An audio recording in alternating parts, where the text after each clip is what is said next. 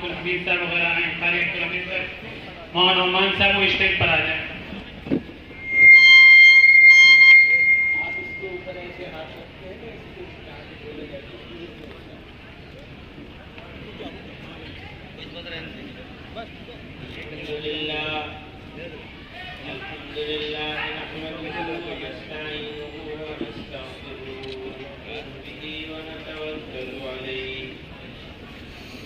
ونعوذ بالله من شرور أنفسنا ومن سيئات أعمالنا من يهده الله فلا مضل له ومن يضلل فلا هادي له ونشهد أن لا إله إلا الله وحده لا شريك له ونشهد أن سيدنا ومولانا محمدا عبده ورسوله صلى الله تعالى عليه وعلى آله وصحبه وبارك وسلم.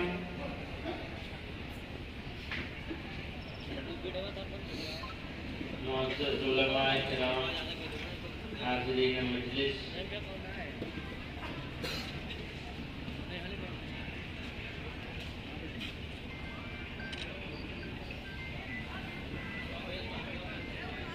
अल्लाह ताला ने अपने फज़ल से अपनी बेशुमार मखलूक़ात में हमको इंसान अशरफुल मखलूक़ात बनाया और इंसान भी ऐसा बनाया कि कोई कमी नहीं छोड़ी। देखने के लिए आँखें, सुनने के लिए कान, बोलने के लिए ज़बान, दिल, दिमाग, जिगर, मैदा, गरज बेशुमार नेमतें अता फरमा, कोई कमी नहीं छोड़ी।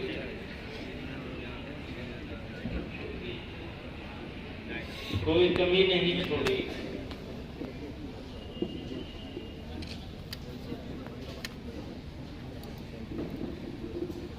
और ये सारी नेमतों के साथ परवरदिगार आलम ने ईमान की दौलत अता कि अगर इंसान के पास सब कुछ हो और ईमान न हो तो फिर जिंदगी बेमानी। फिर तो बेहतर ये होता कि इंसान ही न बनाए जाते, क्योंकि दूसरी मखलूक से इसका सवाल नहीं होगा, इंसान से सवाल होगा।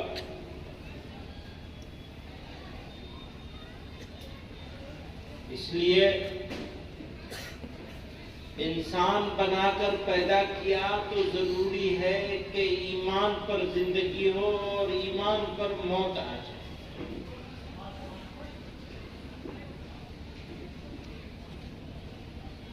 अगर जिंदगी भी ईमान पर हो और मौत भी ईमान पर आ जाए तो इंसान कामयाब। जिंदगी की मेराज, जिंदगी की तमाम कामयाबियां, कामरानियां इसी पर मौकूफ हैं कि जिंदगी किस अकीदे के साथ हुई और मौत किस हाल में आई। जिंदगी अच्छी गुजरी तो इस बात का यकीन है, उम्मीद है कि मौत भी अच्छी आई।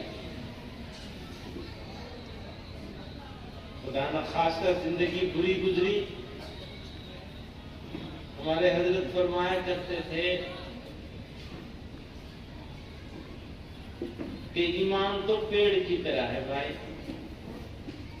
पानी दोगे, हाथ दोगे, नौलाई करोगे, गुड़ाई करोगे, देखभाल करोगे तो ये फल देगा, फूल देगा, सरसब्ज शादाब होगा, तुम्हें फायदा पहुंचाएगा।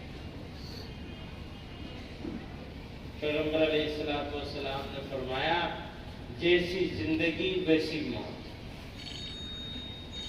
और जैसी मौत वैसी आखिरत।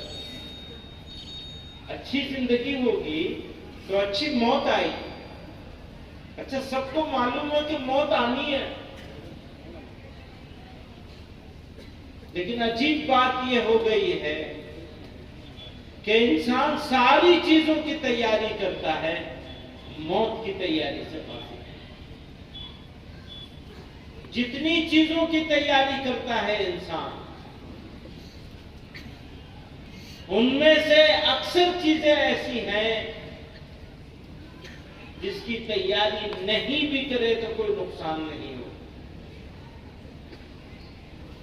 जिनके बारे में ये मालूम है कि ये सारी छोड़ के जाने वाला है। किसी ने कहा, हम रोजाना देखते हैं जनाजे उठते हुए, अपने दोस्तों ताल्लुक वालों के इंतकाल की खबरें सुनते हैं, अपनी आंखों के सामने जनाजे जाते हुए और कब्रिस्तान में मिट्टी लेके आते हैं। लेकिन ये नहीं सोचते कि हमें भी यही जाना है, और सोचते भी हैं तो थोड़ी देर की सोच और थोड़ी देर में फिर वैसे ही हवा हो जाता है। तो जैसी जिंदगी वैसी मौत, और जैसी मौत वैसी आखिरत। फरमाया, अल्लाह ताला का सबसे बड़ा एहसान, बगैर मांगे, बगैर तलब किए उसने इंसान बनाया, अशरफुल मखलूकात बनाया, और इंसान भी ठीक ठाक बनाया, लंगड़ा लूला बहरा नहीं बनाया, सारी चीजें अता कर दी, फिर अकल भी दे दी, पागल नहीं बनाया कि पागल हो तो बादशाह की बादशाहत, ताकतवर की ताकत, मालदार का माल, कोई चीज इंसान के काम ना आए।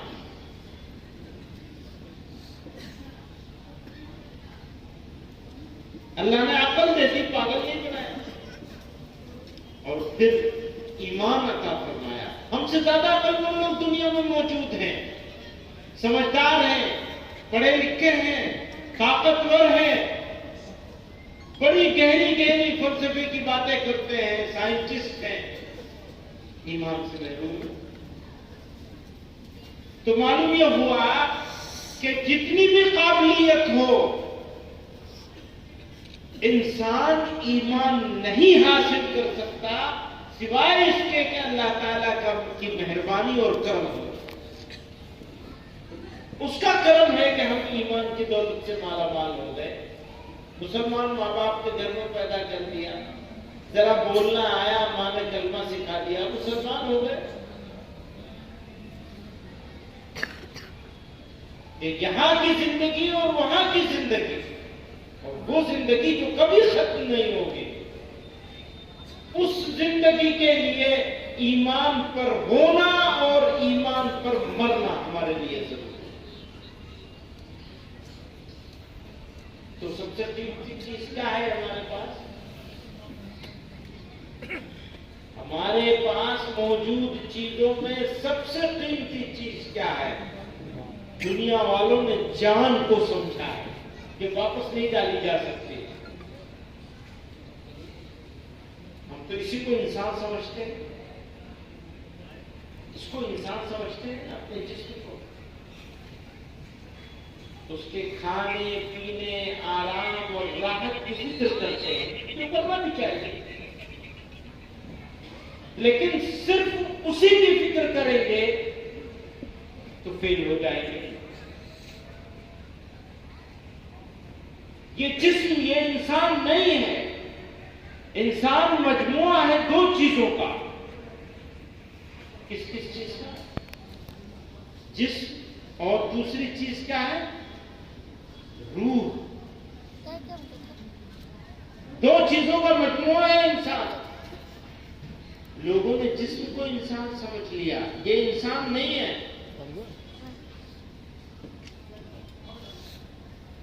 इंसान तो वो रूह है जिसको इस आलम से उस आलम में भेज दिया जाएगा, इस जहान से उस जहान में भेज दिया जाएगा, और फिर किसी और तीसरे जहान में, तीसरी दुनिया में जाना नहीं होगा। बस या यहां हो या वहां हो।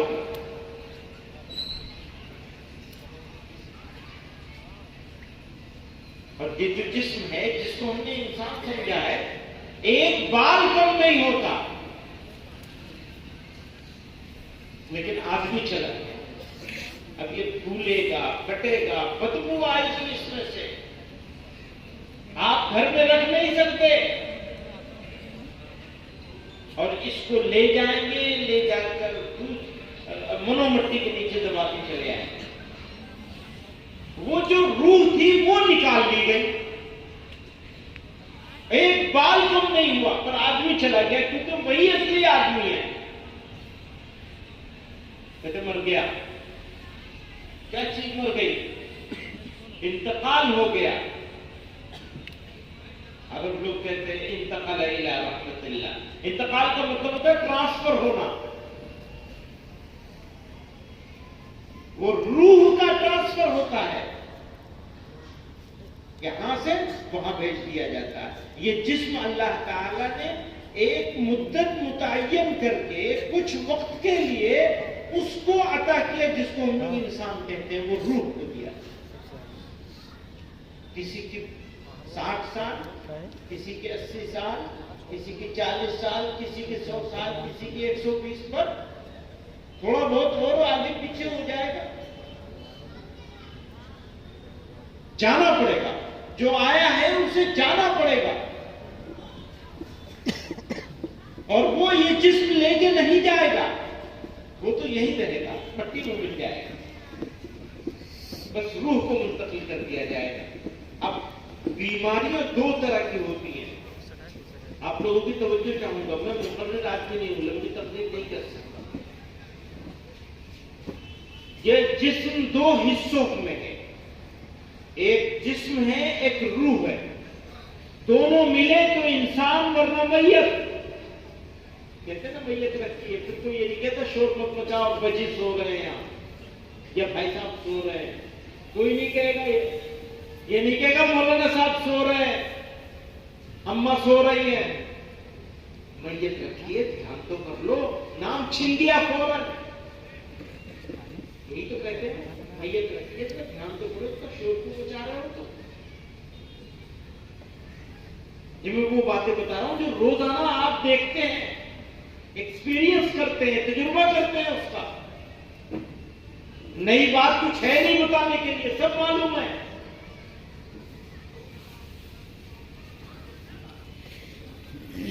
तो ये जिस्म मजमुआ है दो चीजों का,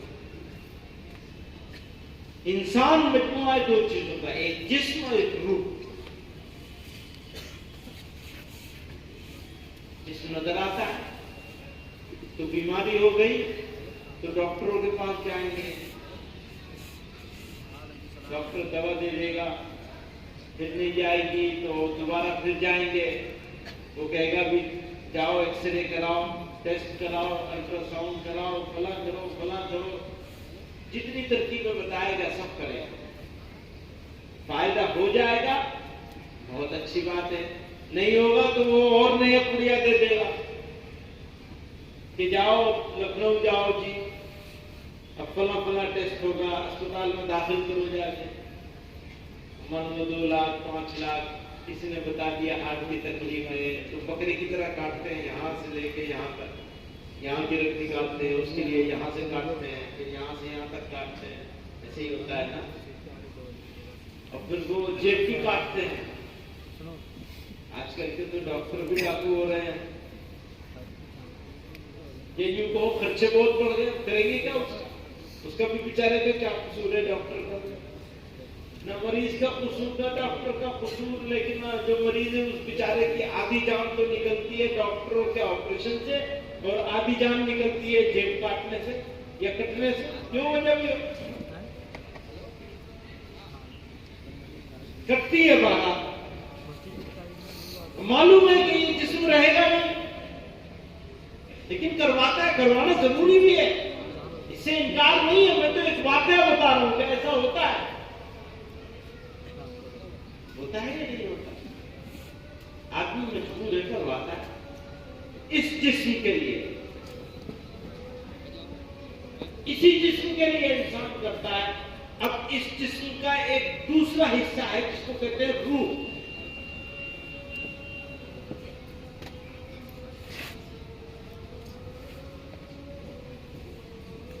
ये तो आपने समझ ही लिया, जानते हैं आप पहले से कि ये जिस्म असली इंसान नहीं है, असली इंसान तो रूह है। अगर ये जिस्म बीमार हो गया और आपने इलाज नहीं कराया, जो कि अच्छी बात नहीं है, इलाज तो कराना ही चाहिए, लेकिन अगर इत्तेफाक से आपको जिद हो गई, आपने इलाज नहीं कराया तो क्या होगा? माजूरी होगी या ज्यादा से ज्यादा मौत आएगी, बस इससे ज्यादा तो कुछ नहीं होगा ना, कि वो रूह आपके जिस्म को छोड़ के चली जाएगी। लेकिन रूह की जो बीमारियां हैं, अगर उनको पहचानने की कोशिश नहीं की और उनका इलाज नहीं कराया तो हमेशा की मुसीबत होगी। ये आर्जी मुसीबत है, खांसी हो गई, इलाज नहीं किया तो खांसते रहेंगे। लेकिन अगर रूहानी बीमारी में मुब्तला हो गए और उसका इलाज नहीं किया तो हमेशा की मुसीबत उठानी पड़ेगी। आप मेरी बात समझ रहे हैं? क्या चीज होती है रूहानी बीमारी? गौर किया कभी? मैं अपने जवानों